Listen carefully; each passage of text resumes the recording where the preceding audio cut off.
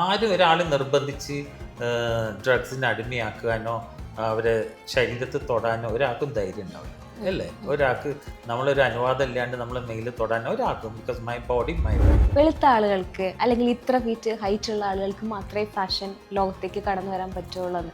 Specially കറുത്ത ആളുകൾക്ക് fashion ലോകത്തേക്ക് വരാൻ പറ്റില്ല എന്നുള്ളൊരു വലിയ ക്വസ്റ്റ്യൻ ഉണ്ട്. അല്ലാണ്ട് നിങ്ങൾ ഇറങ്ങി വന്നിട്ട് ഇൻഡസ്ട്രീനെ കുറ്റം പറയുന്നതിൽ യാതൊരു അർത്ഥവും ഇല്ല. First you understand what is this industry. ചില ആളുകളെ ഞാൻ കണ്ടിട്ടുള്ള പ്രത്യേകതയാണ്, അവരൊരു പ്രത്യേക ടൈപ്പ് നടത്തും, പ്രത്യേക ടൈപ്പ് സംസാരം, പിന്നെ അവരുടെ ഡ്രസ്സിങ്, അവരുടെ സ്റ്റൈലിംഗ് ഒക്കെ ഭയങ്കര വ്യത്യസ്തമായിരിക്കും. ഇപ്പം ആണുങ്ങളാണെങ്കിൽ ആ രീതിയിലേക്ക് മാറുന്നുണ്ട്. അവരെ സമൂഹം വേറൊരു രീതിയിലാണ് കാണുന്നത്. കുറേ ഫോട്ടോഗ്രാഫേഴ്സ് ഉണ്ട്, ഫാഷൻ ഫോട്ടോഗ്രാഫേഴ്സ് ലേബിളിൽ വിളിക്കുന്ന കുറേ ഫാഷൻ ഫോട്ടോഗ്രാഫേഴ്സ്. അവരെ വെച്ച് നോക്കുമ്പോൾ അവർക്ക് ഏതെങ്കിലും ഒരു കുട്ടീൻ്റെ മോഡൽ ഫോട്ടോ ക്ലിക്ക് ചെയ്യാൻ കിട്ടിയാൽ മതി.